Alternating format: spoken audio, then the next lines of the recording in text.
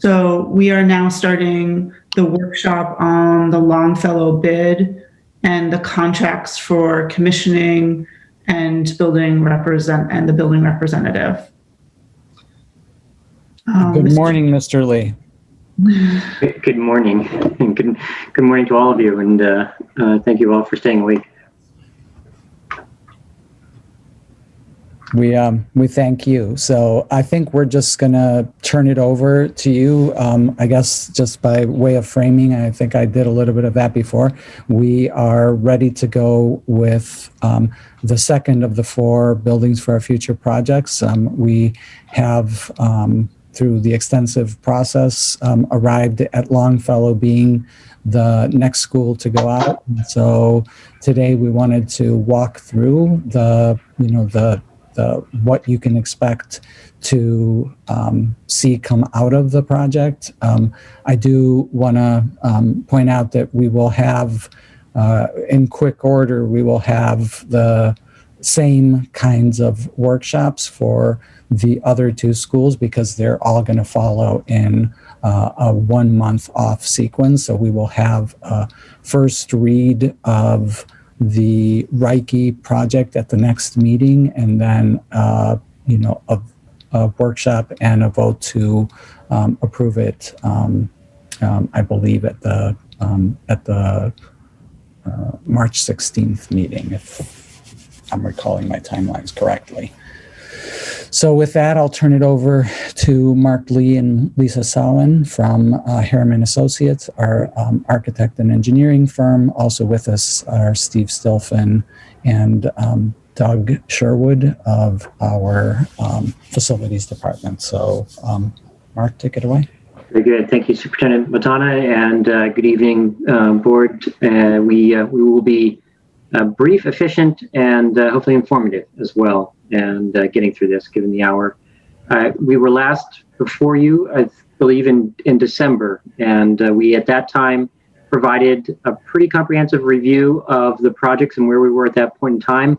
And at that point, we were looking forward to this point of being ready to go to bid with the projects, the first of which is the Longfellow School project. So we're going to go through an update of exactly the project in its current state as we are seeking permission to go to solicit bids from contractors for the pricing of the work. So we're going to quickly go through the floor plans and the renderings. They haven't changed significantly since you last saw them in December. We'll look at where we are with the project budget. We'll provide an update on the LEED, the sustainability initiative. That's a requirement of the Portland Green Building Code, and then we'll talk about commissioning and what that entails, and then the next steps, which is kind of outlining the next few items as we prepare to solicit the bids. And so the floor plan, the scope of the work hasn't changed for the most part in terms of understanding what we're doing inside the building, and also with respect to some of the work outside. The one significant difference, I think, as you all remember, perhaps from our December presentation, that early on in the process, we identified that most of the work was going to be involved in renovation of the building itself, including the removal of hazardous materials, and mostly in the form of asbestos. And that there's going to be a lot of work to the classrooms, and that was in line with option 1A that the scope became known as, which was the classroom option. And it was a decision made back in February, or actually March of last year, almost a year ago, to equitably distribute the funds in that way. In July of the year, we started seeing some of the pricing come in for the removal of the asbestos materials, and it was lower than anticipated. So we looked to see, respond to some of the feedback we heard, which was there were some special education spaces in the lowest level of the building that didn't have much in the way of window. They had a very, very small window because of the fact that most of that level is below grade. And also this was the one project that didn't have a kitchen or cafeteria. And so we did a layout to see what that would look like. The addition that we started to look at was about an 8,000 square foot addition. On one level had a pre-K room that's on the main level of the building, adjacent to the kindergarten rooms. And then at the lower level, we added a kitchen, cafeteria, and two smaller learning spaces, one for ELL and gifted and talented, the other for reading enrichment. And so those two rooms and the cafeteria kitchen were identified. Most recently, we've evaluated the cost, and the cost of the cafeteria and the kitchen is beyond what the available funds are for that have been set aside for the Longfellow School. And so those are being bid as an alternate. So we will receive a price for those, but those are identified on this image as the lighter green dashed box to the right, or it's on the upper left-hand corner of this, but it's to the right of that darker green square.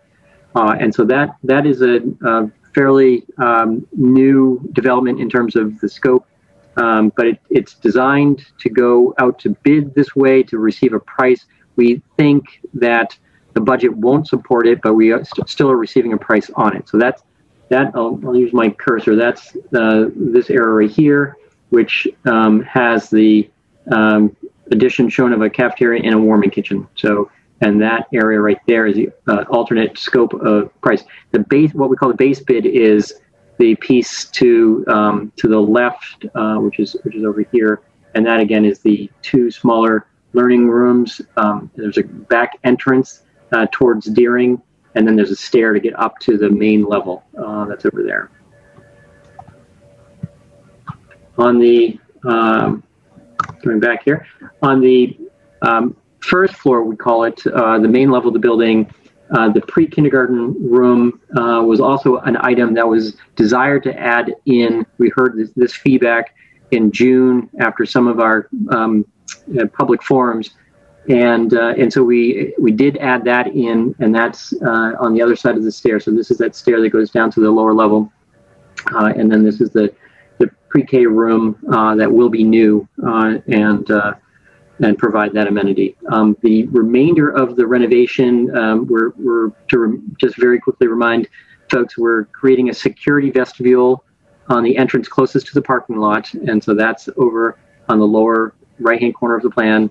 We'll provide a permanent ADA ramp up to that level from the parking lot, and that's the area identified with green there. We're reconfiguring the administrative spaces. Those were originally classrooms, and they were carved up into some smaller spaces, and so we're creating permanent spaces with the appropriate dedication of space, and also thinking about how we control heating in those areas and lighting. And so those are occurring in that blue zone on the lower middle section of the building. We're also providing accessible toilet rooms throughout the building, and as we said, we're also renovating all the classrooms and providing new lighting, new casework, new flooring, new ceilings, new instructional technology. So a significant improvement to the learning environment. The upper level sees very much the same amount of renovation that the first floor receives. The ADA toilet, or the restrooms will become ADA compliant, the toilet rooms, and the classrooms will all receive upgrades. The other important aspect of the renovation is the installation of the elevator to connect all three levels of the building, and that's shown with the green rectangle over on the side, and that area right there, which will take out a corner of the courtyard on the building itself. So the architectural scope, this is really what we're addressing as that has been identified as part of the BFOF. And so thinking all the way back to the goals of the bond and what was part of the desire at that time that we are able to accomplish with the budget is a public address system, the new communication cabling or telecommunication, the data wiring throughout the building, new centralized clock system, fire alarm upgrades to the sprinkler system. Right now, the sprinkler system is older. It doesn't have the same features as a contemporary or modern sprinkler system does, and so that's all being updated. It will have a security system that will encompass closed circuit cameras. It'll also have a lot of other aspects of classroom security and intrusion detection system as well. With that, we'll provide other ADA compliance, such as ADA signage throughout the building, the 3-stop elevator we talked about, upgrading the exterior lighting, and other electrical upgrades in the classroom. One of the things that we constantly find in these older buildings is that the number of class outlets in the classrooms is extremely limited, and you end up with electrical cords strewn, which is not necessarily the safest thing. So as we talked, the flooring casework, the upgrades to the unit ventilators that were actually upgrades that were provided through the CARES Act, and then the ceiling will get a new acoustic ceilings and new lighting in the classroom areas as well. Talked about the electrical that will provide new outlets in the classrooms and the new light fixtures throughout the entire building. So that will improve energy efficiency. It'll improve the lighting quality and the controllability of the lighting as well. And then every sink will get a new ADA compliant sink in it as well. The interiors will get a fresh facelift as well. They'll get new paint, they'll get new finishes, and so it'll really feel freshened up. So in addition to all the improvements that we're making into the learning environment itself, it'll feel very fresh and updated when we're done. The renovation extends not only from the classrooms, but also into the hallways. I won't go through all of these. They really mirror what the scope is in the classrooms as well. The heavy renovation is areas that we're reconfiguring. So those spaces that were shown in blue are getting all the things that the light renovations or lighter renovations get, but they're also getting permanent walls. As we said, they'll get new HVAC and electrical systems that will make the spaces far more comfortable and controllable. With that, the other big, I guess, big thing to talk about is the fact that in one of the responses that we've talked about through the whole COVID is the renovations to the nurse area in creating a space that is sized appropriately to accommodate the number of students that the nurse sees, providing an ADA compliant toilet room in it, but also providing an area where that can be isolated, and that's something we've included in the designs of the other schools as part of the BFOF, and will be a part of this. And so you know that's something that has come in handy when there is a need to isolate someone during certainly this COVID pandemic that we're experiencing now. Again, with a new construction, you get everything that the heavy construction, but you'll get an entire new shell of the building too. And so it'll be all new windows, new walls, and all new finishes, new instructional technology. It'll be new, and the areas that will be new are the pre-K room and the specialist rooms down on the lower level. And so those will be those will have new high performance energy efficient systems in them as well, mechanical systems. And so this is a shot from the parking lot looking at what will be the main entrance. And so we've really taken care to make this look like it really belongs as part of the design of the building, that it looks like it complements what's always been there since the building was designed. And it also provides dignity to the accessibility. What we always like is anyone that's coming with mobility impairments would follow the same path that anyone else would follow. And so as you come from the parking lot and you arrive at the entrance, if you take the ramp, you simply go to the right and go up the ramp. And if you're taking the steps, you just go straight steps as well, but everyone enters through that same secured entrance vestibule from the parking lot. And the reason we've chosen to do this entrance as opposed to the one on Stevens Ave is because the majority of visitors coming to the school come to the parking lot and make their way there. So we want to make the secure entrance the most convenient entrance as well. This is the rear of the building, and this was actually just, Lisa can maybe speak a little bit to the fact that there was a workshop at the Portland Planning Board earlier this evening, much earlier, or yeah, actually, as it were, yesterday, and where there was a first review of this project. They reviewed the addition on the back. So on the right-hand side, on the upper portion is where the pre-K room is. On the lower portion is where the two specialist rooms are. And the materials are chosen to complement the existing materials, but because of the lovely architectural character of the existing building, we actually don't want to try to copy it or mimic it. So we actually take cues from it, but we do it in a way that defers to it as opposed to tries to mimic it. You can see the rear entrance down to the play area.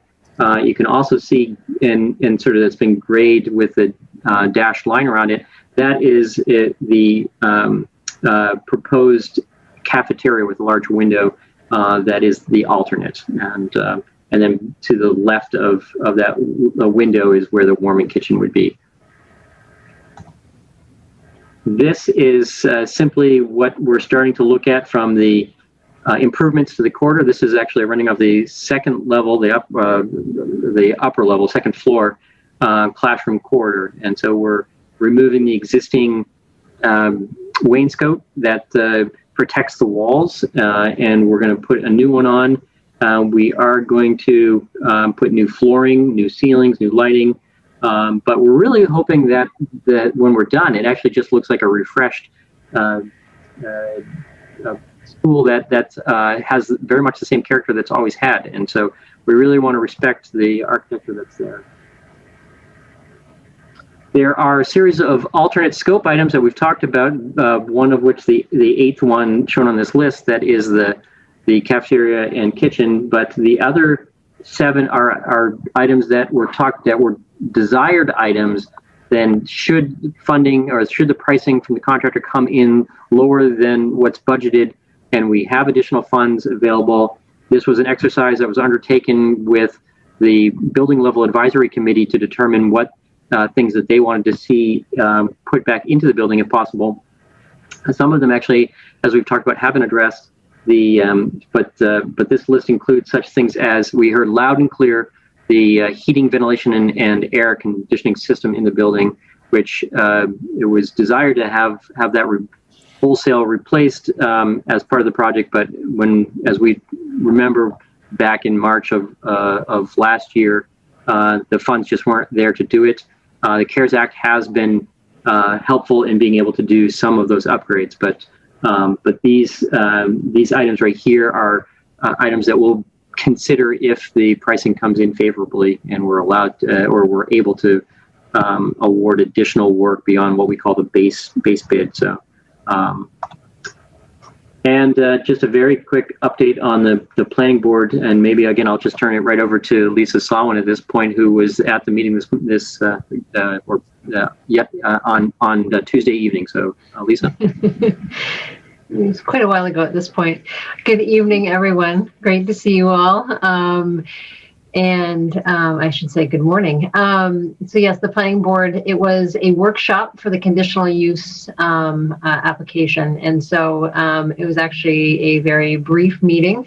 They had very few questions. They really had no objection to what we were doing. They asked a couple questions about the addition and the materiality, and some pretty simple questions. They Jimmy Dealman from the city did a great job of representing the overall project, and Steve and Doug were both there to represent Portland Public Schools, and really the charge of the BFOF and why this is so important to Portland.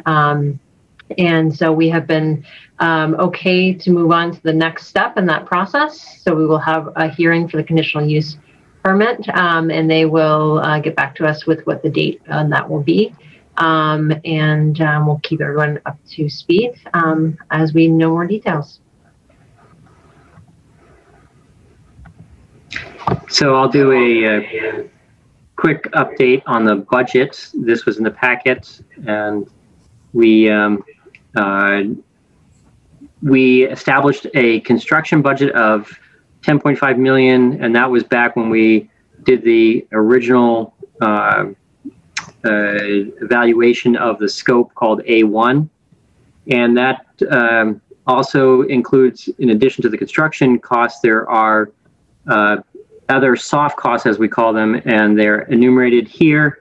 I guess the important thing to note from these is that there's been just the inclusion of some of the costs that will be necessary as we go through this, and those include things such as the commissioning, which we'll speak about in a minute here. It also includes the hazardous material testing, a consultant that comes in and actually does the evaluation of what contains asbestos-containing materials in the building. Those are identified, and those are in purple. And also LEED registration. It actually, in addition to designing to the LEED, which is a sustainability program, the agency that certifies the building actually requires a registration fee. And so we have a placeholder in for that money as well. But the soft costs were estimated at about 25%, and that's almost exactly where they're coming in at. So from the base amount of 10.5 million construction, adding on all of the additional project reserve fee, and consultant fees, we're at 13.98 million, which is just under the 14 million that was established as the project cost for the Longfellow School. That this is a summary of where we are with all 4 of the projects. And so the Longfellow School is 10.5 million with a 13.98 project, and looking at Przemysl and Reiki, and the subtotal for those is 36 million for construction. The project costs for those 3 are 47.275 million. The adding in the LICEF amount of 14.183 million for the construction, and the 16.8 million for the project. We're at a total right now projected at 16,084,000. The bond was 64,260,000. So right now there's a reserve of about $175,000, and so we're at this point we consider that a balanced budget. And I'll turn to Lisa to go through an update on the LEED criteria and rating system for this. Absolutely. Let me just change my screen because I can't see the bottom. But I trust that everyone else can see the bottom of the screen. So Longfellow LEED update. Just a brief overview for those who may not be familiar with the program. I assume most on the board are given many of the projects for schools are LEED certified. But LEED is a rating system that is divided into several groups. Each of those blue headings you see is a different group, really looking at different facets of sustainability, trying to really provide a comprehensive approach to sustainability.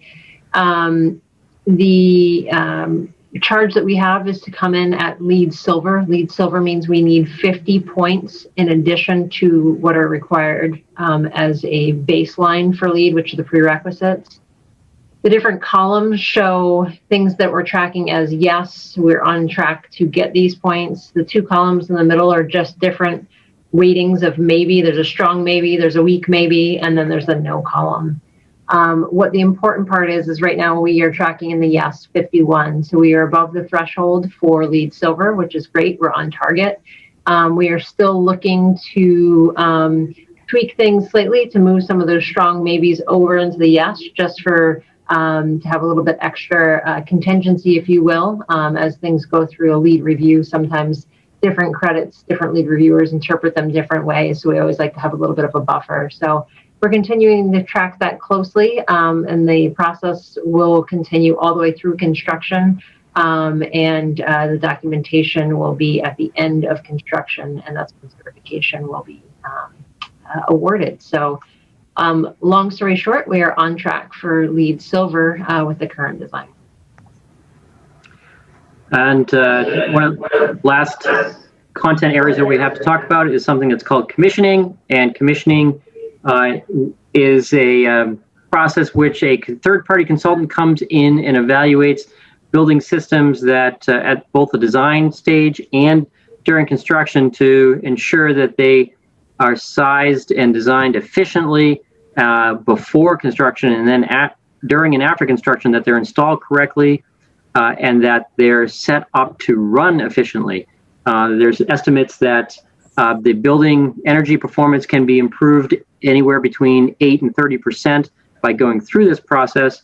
It's really kind of fine-tuning the systems in a building and ensuring that the contractor has installed them correctly. So there's really two parts to it. I think the terminology that we last considered at our district advisory building committee was that it's sort of it's like taking a ship out and testing it, doing a sea trial before you actually put it into full use. And so it's really ensuring that everything is running as it should be and as efficiently. And you'd be surprised at the complexity of these systems really requires that something such as the service really is helpful in creating a very efficient operating system itself. In addition to the fact that it's a really good idea because it means that you're going to be operating the building more efficiently, it's also a requirement for the LEED, and so it's a prerequisite for the sustainability program, and so it's for those reasons that we go through and do it. The different systems that can be commissioned in a building, it really started mostly around the heating, ventilation, and air conditioning, what we call the mechanical systems. But it has also now become commonplace to do it in lighting control systems, plumbing systems, and most recently we're starting to see it expand even into the building envelope, so that the enclosure and all the different parts of enclosing the new construction are constructed and detailed correctly. So the next steps are that we have our building level advisory committee this Thursday. We actually have all three, but we'll have the Longfellow one at 7:30. We'll have a school board meeting and meet with the board again, or there'll be the vote to go to the to allow us to go to bid on the Longfellow project. We'll also workshop the Reiki, which is the second school. So everyone may recall we're staggering the bids of the projects, and so the first one is going to be Longfellow. The second project to bid will be Reiki, and then the third one will be Presumpscot. And so you'll see us, and hopefully it won't necessarily be early morning meetings on the other two, but we look forward to presenting all of the schools in a similar fashion, so that you folks have an opportunity to see the scope again and ask any questions prior to us moving forward with the bidding itself. And we also have our monthly scheduled district advisory building committee meeting again on March 18th. That's the third Thursday of the month of March. And this is just the different steps that we have outlined for the Longfellow School. We have going out to bid on March 3rd. Bid opens approximately 4 weeks later, March 25th. We are in the process of doing the planning board approval, and then we also have to submit to the State Fire Marshal's office and the City of Portland for our building permits prior to construction. We will receive the bids as it's identified March 25th. If we're within budget, then we'll award, we'll put the contracts together and award the contract to a contractor. If we're over budget, then we'll go through a process similar to what we did with Lyseth, where we'll look for ways to reduce the scope and the cost of the project to get it within that $10.5 million budget. And then we'll come to the school board for approval to award the contract. And then we look forward to groundbreaking in the after the school commences in June to get going on the project. It's a 30-month construction duration, and so it feels like a long time. But the good news is, on the Lyseth project, we're in the last portion of the renovation of that same duration, a 30-month duration. So it's nice to finally be there at that project, and it's also 30 months. And thinking about the duration of the entire BFOF and the incredible effort that has gone into getting to this point, it's pretty exciting to be here. With that, I think the other two are just the schedules for Reiki and Przemysl. As I said, we'll outline those in detail when we come back to visit you again at your next meeting. And with that, we're willing to entertain any questions, should you have any. Can I just make a couple comments? Because we had 3 first reads. One was the Longfellow bid, and the other was the commissioning contract and the owner's rep contracts. Those two, Mark explained what commissioning is, which I appreciate because I had no idea what commissioning was until just a couple months ago. And both of those went out to bid, and we are bringing the contracts to actually award those contracts to the people that are going to do the commissioning work, as well as the owner's rep for the projects. That's for all 3 of the projects.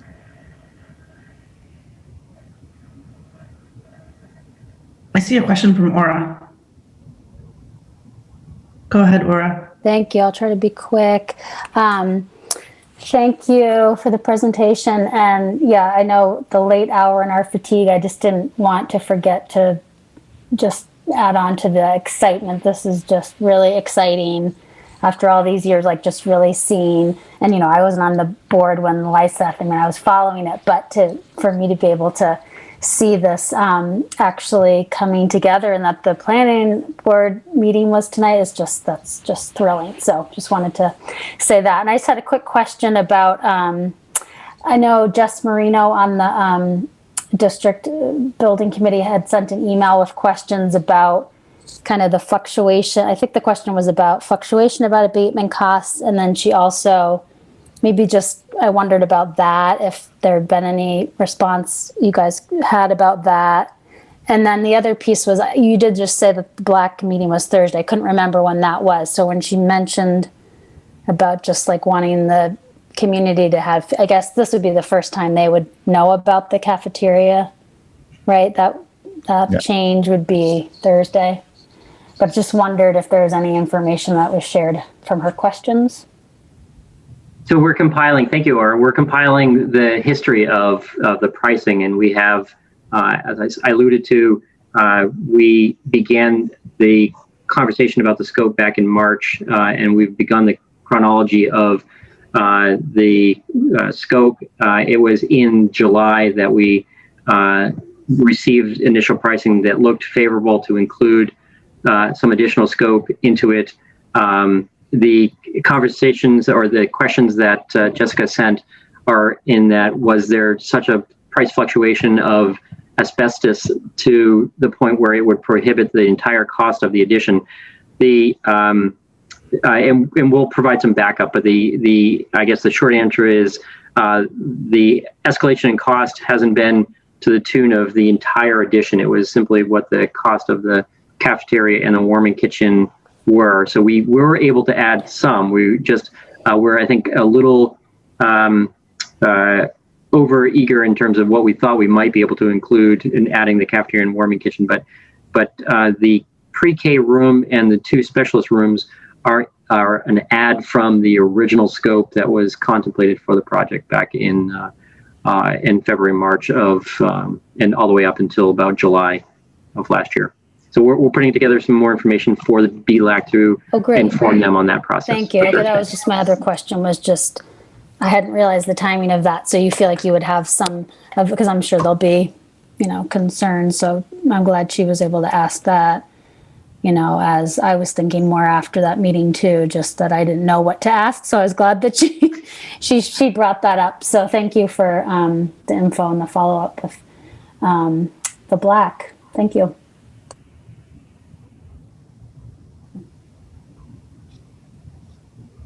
Are there any other questions from the board?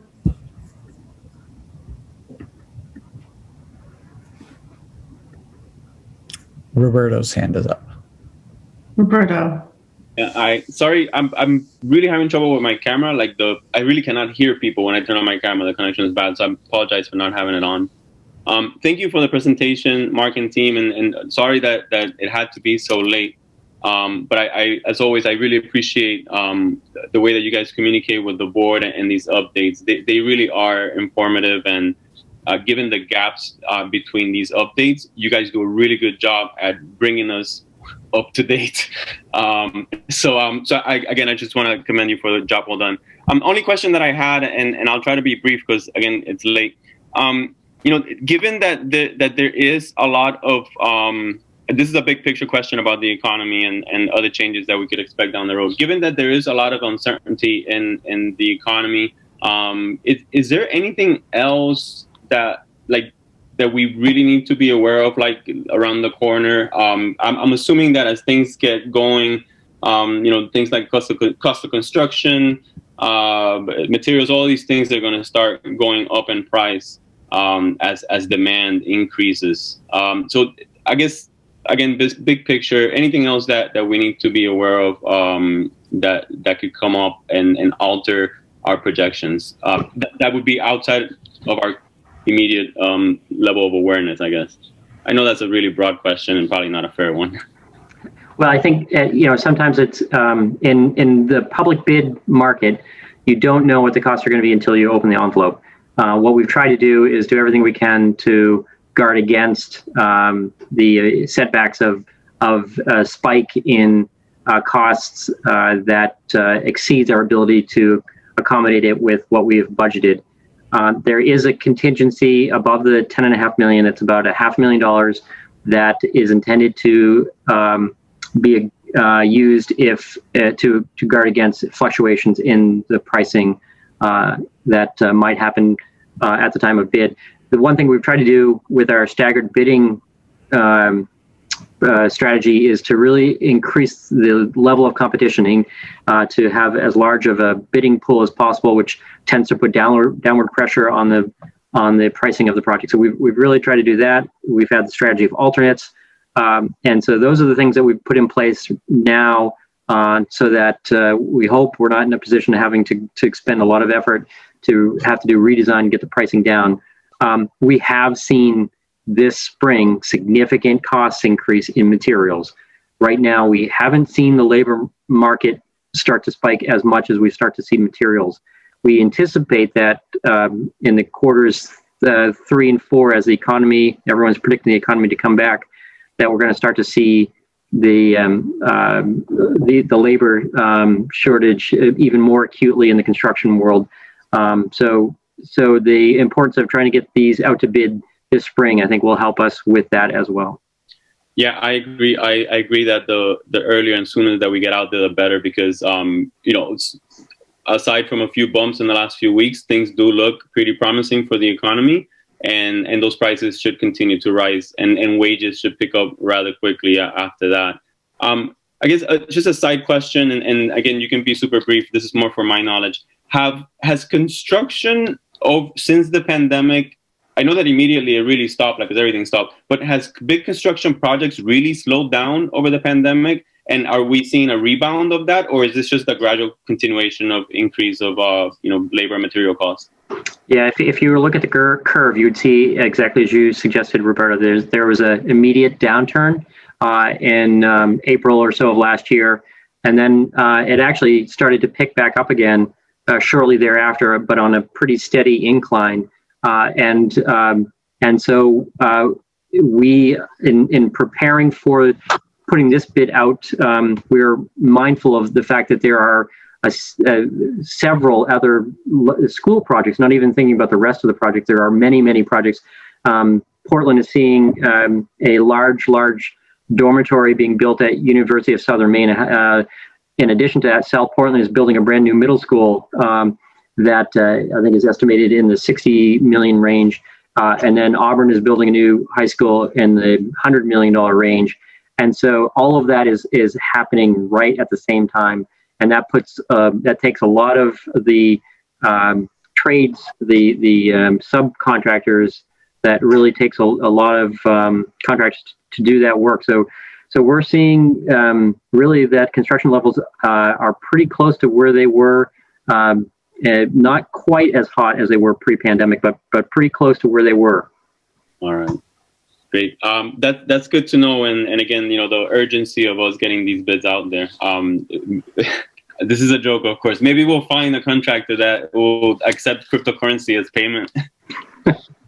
That's doing pretty well. If we've got any Bitcoin investors out there, now's the time to cash in and make your donation to the Portland schools. Yeah, absolutely. Big dip today on the Bitcoin. Cash in, guys. I just want to say that it seems very fitting to me, Mark, Lisa, and Emily, that you're here with us at 12:47 a.m. Because it's been such a long haul to get here. But we are so close. It's so exciting to be on the cusp of getting the second project out to bid, and then the two other ones in just the next few weeks. So thank you so much for all of your work. I think there aren't more questions tonight because you've done such a good job over such a long period, keeping the board informed, thank you so much for all of your effort and for sticking with us tonight or this morning.